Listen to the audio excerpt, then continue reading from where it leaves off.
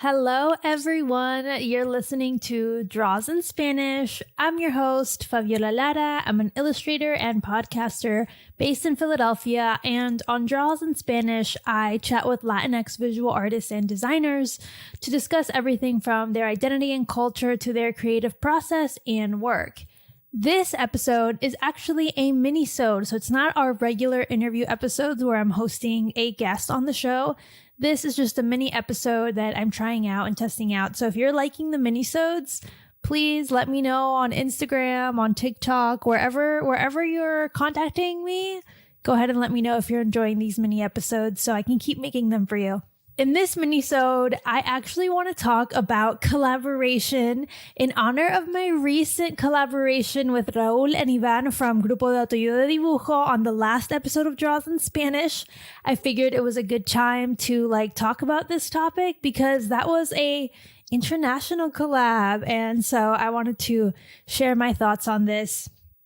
As an artist, I really believe there are 4 crucial stages to collaboration that you should consider before starting a creative project.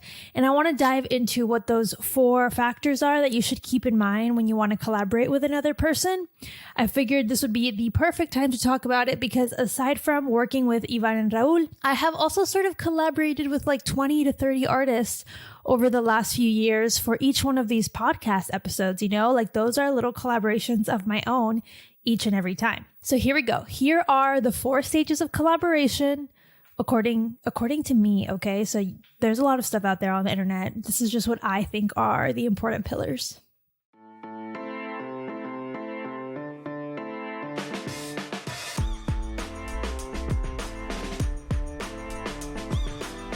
So the first one, when you're thinking about starting a collaborative project, you need someone to collaborate with, right? So your collaborators. And before they become your collaborators, they're basically just people that you may know, right? Or people that you know of. So my first step before you actually reach out to those people is to be genuine friends with them and genuinely support them. So if you're already friends with the person that you want to collaborate with, amazing, you're done. You can skip to the next pillar. But a lot of people out there, maybe you follow someone that you want to collaborate with, someone whose work you admire, someone whose just vibe you admire, and you want to work with them. You want to be more friends with them. I think that's totally valid. I don't discourage that at all. I think internet friends are basically the new normal. So I don't want to discourage that at all. But I do think that there are some things you can do to be less creepy, less weird about it. Okay.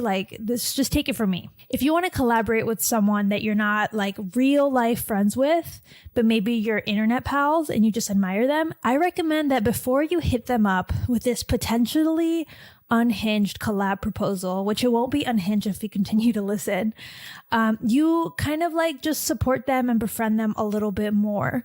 And if this doesn't come naturally to you, then maybe you're not the collaborator type. Okay. So if this seems weird to you, then don't do it. But I would say that if there's someone you want to collaborate with and you're internet friends, but you never comment on their posts, you never reply or interact with their stories, you never engage with them on the internet, it's going to come off kind of phony if then you invite them to collaborate with you because you're not actually engaging with them and the content they're putting out there, but then you are DMing them for a favor or to work with them, right? So that's kind of disconnected and disjointed and isn't going to be real or feel genuine.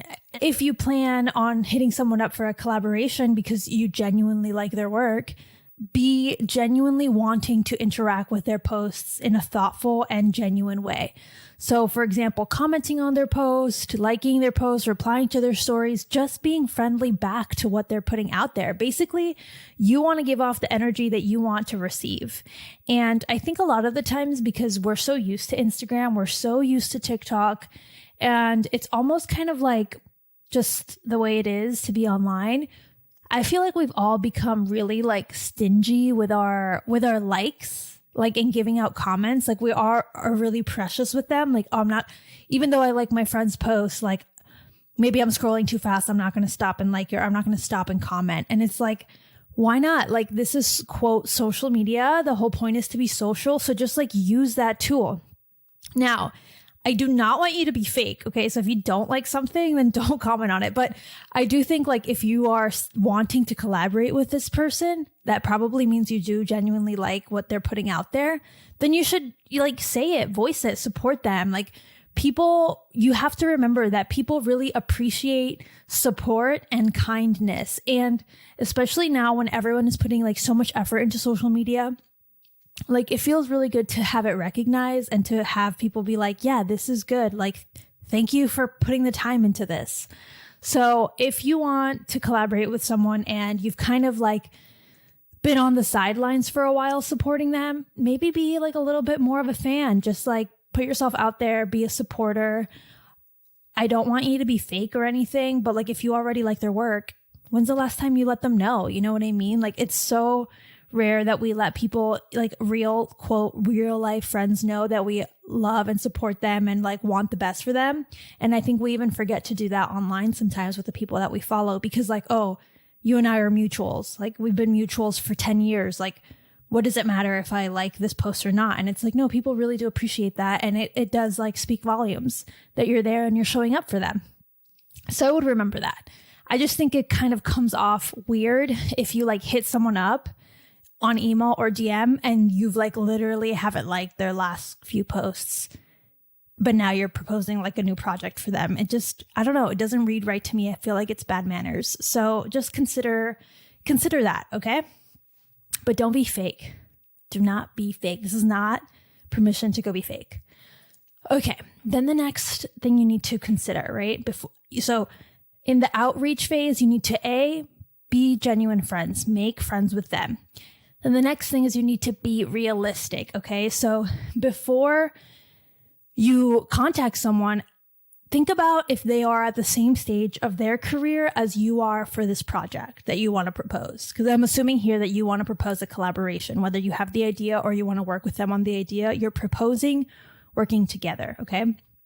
So are you at the same stage in your career as them? So this isn't to say you can't work with a super huge artist, whether that's like they have a prolific client list or like a ton of followers, but think about your experience and your level of development. So for example, if you have just like a year of illustration work under your belt, maybe you've never worked with a client before and you want to collab with an artist who has like a decade of experience and a decade of client work and like has been, has solo shows at the MoMA, then I don't know if collabing with them is necessarily realistic or fair, really, right? Because maybe the proposal that you're going to propose is going to take more time for them, or you know what I mean? Like they have a ton of experience to bring to the table and you don't have very much experience to bring to the table. That doesn't really seem like a fair collaboration and like an equal collaboration, which is what I'm thinking about. So it's not because you're not worthy, but it's not just like the same amount, the equal amount of experience being brought to that project. So if you're an animator with 10 years of professional experience and you want to collaborate with an illustrator who has 10 years of professional experience, I think that's totally fair and just. You get to animate their illustration work, which maybe you haven't done. Maybe you've only done animations for like, I don't know, some sort of fancy commercial, but you haven't actually done animations for an illustration or an illustrated project. That might be a cool collab for you to do. And you both bring like the same level of experience to the table. I think that's just something to consider, because if you don't consider that, it's just not going to feel fair and like a worthwhile collaboration for both parties. That's the thing. When it's unequal, it's like, is each party getting the same thing out of the project? If one person's bringing like all of this experience and the other person's not bringing a ton, I feel like it's not going to be a worthwhile collaboration for both of you. Like one of you might benefit way more than the other, and then that's just not fair. And putting fairness aside, I just don't think it'll happen. Like I don't think someone would agree to that, right? So like, maybe it's not fair, but someone would agree. I just don't think someone would agree, because why would you agree to a project that you feel like you're putting way more into it than you're getting out? That just sounds like a bad group project. You know what I mean? So be realistic about who you can collaborate with. The last thing is that you have to leave your pride at the door. So a caveat to all of this is just by like engaging with someone and trying to befriend them, and just by pitching them an idea that you think is good and fair, let's say, and realistic, it doesn't mean that they have to respond to you, or you're entitled to a response, or you're entitled to anything. Because especially if you don't know them personally, you don't have like a rapport with them, you're basically just asking them for their time. And that's like the most valuable thing we have in this world, right? Is just like time and energy. And just because you email someone doesn't mean that you're owed a response. Personally, like I try to respond to everyone that I can, but sometimes it's just like there's other things going on in people's lives. That's just the reality of it. So you're not entitled to a response, and you have to be okay with that. And I think you can follow up with someone once after a week, maybe twice after 2 weeks. But at a certain point, you're going to have to take the hint if someone doesn't want to work with you, whether it's for a collaboration or for a commission or for anything, really. Right? Like commenting on someone's post doesn't mean they have to reply to you. If you're going to get mad that they didn't reply to your comment, I don't think like you're understanding the relationships here. Like just, it'd be nice, but you can't get butthurt. Okay. So those are my tips for outreach. Okay. Look for someone that you're a fan of, try to be a genuine fan, then be realistic about your approach for contacting them, be realistic about, the person, if they're a good match for you to collaborate with, and leave your pride at the door. The second pillar of collaboration after outreach, kind of assessing who you want to work with, is ideation. So say you found someone that you're like, I think they're awesome, and I think like we're on equal footing here. Maybe I could collaborate with them. I want to think of a cool project. So first, you're going to have to think of a really cool idea to pitch to them. This is me assuming you're not just friends with them already and you're like, let's collab at a coffee shop and come up with something together, right? That's like a whole different process. I'm assuming here, if you want to collab with someone that like someone kind of new that you barely know or you're getting to know.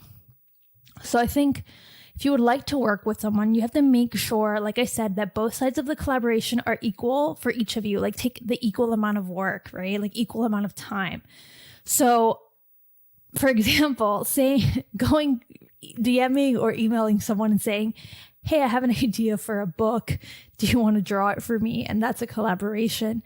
I don't think that's necessarily fair, because like that's basically you're just asking for free labor for your book under the disguise of it being like a collab when it's not. That's not cool, right? So if that's like your idea for a collab, you need to rethink that. Because remember, you're asking someone to work with you. So you have to make sure your idea is fun and fair to the amount of work that both parties are delivering. So if you're an illustrator, you know that you get commonly approached to draw someone's book for free, but that's not really fair, because unless you're a huge publisher or an author, who's to say you're going to get any reward for your effort and artwork? Like, it just doesn't really make sense for the illustrator to take that project on. But if you have an idea where it's like, you're a poet and you want to collaborate with this illustrator who usually does like poetic illustrations, let's say, the same vibe, but they don't use any text, and you have maybe like the same years of experience, right? So you've been a poet for a really long time and they've been an illustrator for a similar amount of time.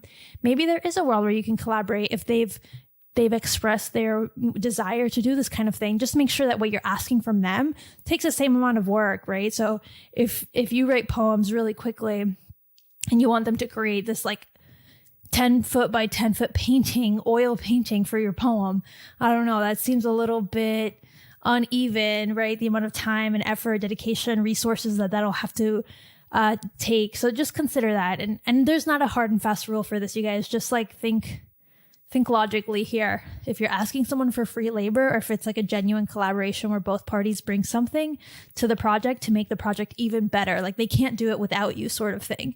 An illustrator can kind of write a book without you if they wanted to, like a picture book. I could see that happening. A lot of illustrators write their own picture books. So just think about that. Would they be able to do this without you, or would you make their lives easier? Like, is this going to benefit the both of you? Another thing that I want you to consider within the pillar of ideation is values. So make sure it's something that aligns with both people's values, or all parties' values. So if you pitch a collab idea that doesn't align with the other person's values, that's just going to be like an instant no, right? So if you pitch me a collab about this comic that you want me to illustrate, or I don't know, we're going to do dual comics. So we're both going to create comics that respond to each other about how Shar-Pei dogs are the most horrible dogs on earth, I would instantly say no, because I have a Shar-Pei and I love my dog Lucy. I love her so much. So I would never do that. Okay. So that's just a small example of why, it's just not going to make any sense for me. So think about that. And then for actually pitching, right? So you have an idea, it's like fair, it's even, both people bring something amazing to the table to make this idea even better. So like not one person could execute it on their own and it would be just as amazing. Now, if you actually want to pitch this idea, so I'm putting this under the pillar of ideation because I think it's part of it. But to actually pitch the idea, if you have an open lane of communication with this person already that you want to collaborate with, then just contact them through there. But if not, I always say like make it formal, put it into like an email that like you actually thought out, and don't be too wordy. Don't pitch like an essay. Your email's an essay long. Honestly, nobody wants to read that super long email. It's just too much. Like get to the point. Already, it's kind of rude.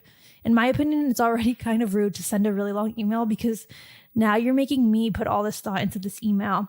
You should have made it easy for me to respond.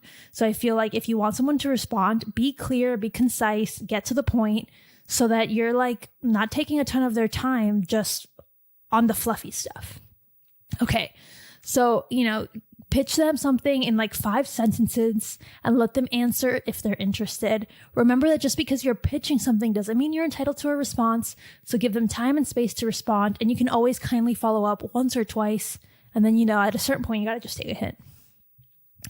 And I just want to be transparent here. I've actually pitched a lot of different artists for the show. And like, I would say of the artists that you've seen on the show, I have pitched to double that. And I just don't get a response from some artists. I never hear from them, no matter how I try to contact them. I try to make it as easy as possible for them to respond. And I don't hear anything. And I just can't take that personally. Like, obviously, I'm bummed, right? Like, I'm bummed. I wanted to work with that person and they're not getting back to me. That's like, it's not fun. It's not a fun feeling. But like, I can't have a chip on my shoulder about it. It's just kind of like, all right, moving on. You have to just move on. Now, for the actual process of collaborating together and working together. So make sure, like I said, it's an equal amount of work. So if it's your idea, actually, maybe even you do a touch more work. So like, for example, when I have guests on the show, they're collaborating with me for that episode, but the whole show is my idea. It's my thing, right? I don't really ask for much of labor from them other than showing up, but I'm taking on the editing, the promotion, all of those things. If they can promote it on their end, amazing. I always appreciate that because I pour so much like heart into the show, but if they don't, like I can't take that personally. So remember to be realistic for the amount of work you're asking the other persons or parties to do so that it feels fair and everyone's kind of like equally invested, right? Not one person's more invested than another. So the other part of collaborating, like aside from making sure it's like everyone's has a fair amount of work, think about your worst group project. You don't want it to be that, right? So aside from that, set a timeline that you both agree on. So sometimes that means getting on a Zoom call and working out the tiny details, getting on a regular phone call and working out the tiny details, figuring out who's on what. That way you don't like let things drop or someone feels like they're picking up a ton of slack, but maybe they're picking up a ton of slack because the other person didn't know that those things were on the to-do list, right? So you have to like break out the to-dos, designate who does what, and then have a way to communicate with each other. So be like, if I have any trouble, I'll hit you up on text, or I'm going to hit you up on DMs, or I'm going to email you, like just a way that you guys confirm with each other, like this is how we're going to reach out to each other if something goes wrong. So you have open communication. Okay. So those things are going to help you actually do the work. I can't tell you what the work is because like everyone's project is going to be different. But let's say you finish the project. Now you're on to publishing and promoting it together. This is my last pillar, the fourth pillar, publishing and promotion. So promote it together. So promotion for the project isn't just up to the other person. Once you both agree to work on the project together, I really think you guys should own it and promote it fairly. So that's whether that's one post each or one TikTok, like that's all up to you guys, but just like promoting it together and sharing in the publication of the thing, right? So it doesn't seem like it's one person's project or the other. I think I don't know if it's just me, but I think with collaboration, especially as artists, we're so used to owning things all on our own, right? Like this is my art, that I feel like if you're going to collaborate with someone, you have to be clear that like This is our project, and this is what I brought to the table, and this is what the other person brought to the table. So I think this goes on to giving credit, which is my last point here as a part of publishing and promotion, is to always give credit. So if you're going to post about it and the other person doesn't because they're too busy, still give them credit. Still let it be known that they worked on XYZ of this project, what they brought to the table. Like, I think you guys should just establish that and be clear about it. Because isn't that the worst feeling in a group project? If someone's like, oh yeah, I wrote the essay, but really they just wrote the outline and nobody, like, actually the person who actually wrote it, like, doesn't get dismissed. I don't know. Just think about that. You want the collaboration to feel rewarding for everyone. And I think a lot of that is just giving credit. On that note, just remember, like, to always give credit, right? So if you put that project into your portfolio because you're really proud of it, I think you should. That's amazing. But you should mention in the, like, about for that project that you worked with someone and what they brought to the table and give them credit. Because otherwise it's kind of shady, you know? I don't want anyone to be shady here. So that's my last thing with the publishing and promotion pillar, which is the last pillar. All right. Wow. Okay. So I feel like I've told you everything that I think about when I'm going into a collaboration with someone. And, you know, it's not always so methodical, honestly. Like, a lot of the times I already have art friends and I'm like, oh yeah, I want to do this project, and they actually already know how to do that thing. So maybe we should collaborate. And then it's like better for both of us. And it's not this big mastermindy thing. I'm just giving you these pillars so you can, like, double check before you reach out to someone what you should consider before getting into it, what you should expect. So these are just my 4 pillars. And just to recap, it's outreach. So it's all the things I said about how to pick a person to collaborate with or a party to collaborate with. Ideation, so how to ideate the idea, what to consider in terms of values and how to pitch it. Actually working together in collaboration, so making sure you guys establish a timeline and designate all the to-dos. And then the last pillar, which is publishing and promotion, so promoting it together and giving credit. All right, friends, I really hope that was helpful for you guys. If you have any questions about collaboration, then please call or text me at 305-985-3729 with your follow-up questions, and I'll be sure to answer them in the next mini episode. I hope this episode inspired some of you to collaborate with your art pals and find community and work together to make even bigger and better projects. And don't forget, you can subscribe to the show on YouTube by heading to @Fabiolita Draws. You can follow me on Instagram and TikTok by going to @Fabiolita Draws. If you want to connect with other Latinx artists in the Draws in Spanish community and join our Thursday co-working sessions, we just switched them over to Thursday. But if you join the Discord, it'll tell you every day that we have coming up. Head over to drawsinspanish.com/chat to join the server and join our co-working sessions. And if you want to support the show and get extended episodes, then head over to patreon.com/drawsinspanish. Okay, that's all I have for you. I hope this was helpful, and call or text me if you have any questions. Bye.